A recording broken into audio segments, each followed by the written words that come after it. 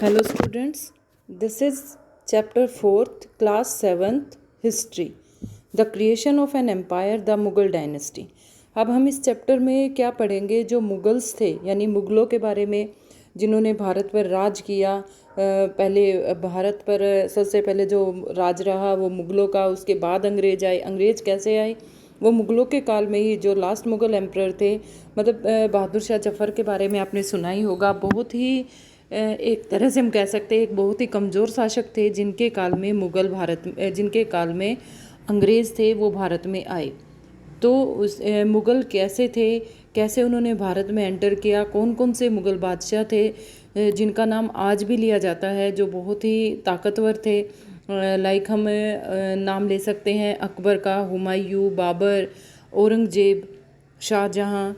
ये सब मतलब कैसे भारत में आए, किस तरह से इन्होंने राज किया, कैसी इनकी राजनीति थी, ये सब हम इस चैप्टर में पढ़ने वाले हैं। So let's start this chapter. This is part first. Ruling as large a territory as the Indian subcontinent with such a diversity of people and culture was an extremely difficult task for any ruler to accomplish in the Middle Ages. अब यहाँ पर बात कर सकते हैं कि हम सभी जानते हैं जो भारत है एक इस तरह का देश है जिसमें बहुत तरह के लोग रहते हैं, बहुत उनका कल्चर अलग है, उनके धर्म अलग हैं। और किसी भी रूलर के लिए, किसी भी शासक के लिए एक इतने बड़े डाइवर्स कंट्री पर राज करना मुश्किल हो जाता है। तो किस तरह से मिडल एज में उन्होंने ये सब काम किया। Quite in contrast to their procedures to their predecessors, the Mughals created an empire and accomplished what had hitherto seemed possible for only short period of time. From the later half of the 16th century, they expanded their kingdom from Agra and Delhi until in the 17th century they controlled nearly all of the subcontinent. यहाँ कहा गया है कि half of the 16th century के half में उन्होंने क्या किया, kingdom from Agra to Delhi, उन्होंने एक्सपेंड कर लिया अपने किंगडम को आगरा से दिल्ली तक। Until the 17th century they control nearly all of the subcontinent, और लगभग 17th सेंचुरी में उन्होंने पूरे सब कॉन्टिनेंट पर अपना राज कर लिया। They import structures of administration and ideas of governance that outlasted their rule, leaving a political legacy that succeeding rulers of the subcontinent could not ignore.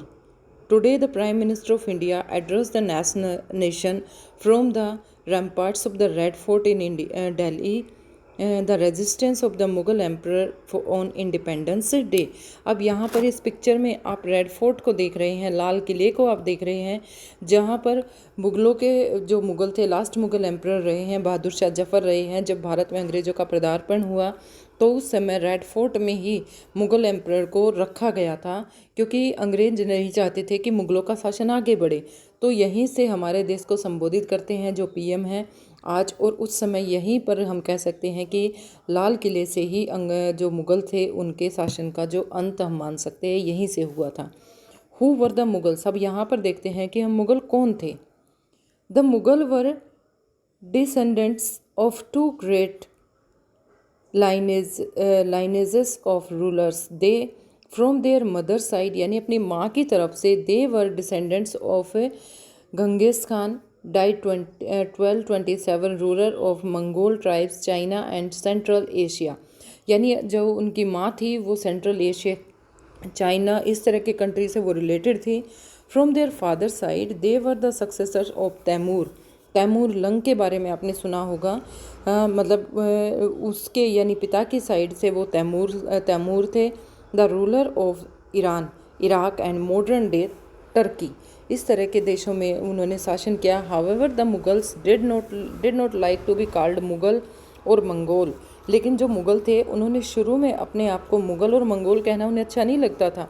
This was because Genghis Khan memory was associated with the massacre of innumerable people, क्योंकि जो गंगिस खान थे उनके जो उन्होंने कांड किए थे इस तरह की चीज़ों से, मतलब जो मुग़ल थे वो अपने आप को उस मेमोरी से अलग रखना चाहते थे। It was also linked with the Uzbeks, their Mongol competitors. On the other hand, the Mughals were यहाँ पर आप देख सकते हैं कि मुग़ल बादशाह हैं वो बीच में बैठे हुए हैं, साइड में जो उनके मंत्रीगण थे उनके साथ वो चर्चा करते हुए दिखाई दे रहे हैं।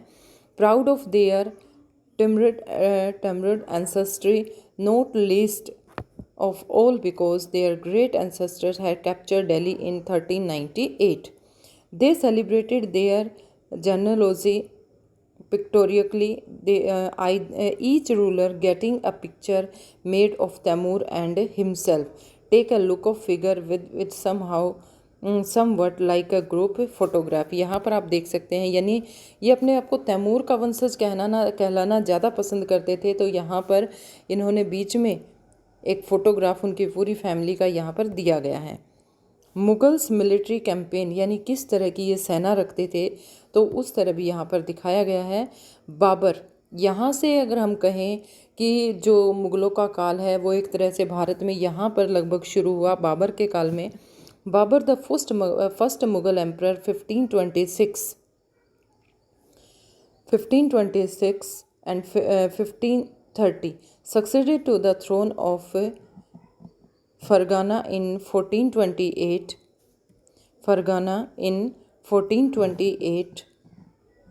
when he was only 12 years, यानी बाबर ने यहाँ पर राज किया 1526 से 1530 पर, केवल 12 साल की उनकी आयु थी। He was forced to leave his ancestral throne due to invasion of other Mongol group. उसको अपना छोड़ना पड़ा क्योंकि दूसरे मंगोल ग्रुप ने वहाँ पर अपना अधिकार जमाया था। The Uzbeks, after years of wandering, he seized Kabul 1504. In 1526, he defeated the Sultan of Delhi, Ibrahim Lodi, as Panipat and captured Delhi and Agra.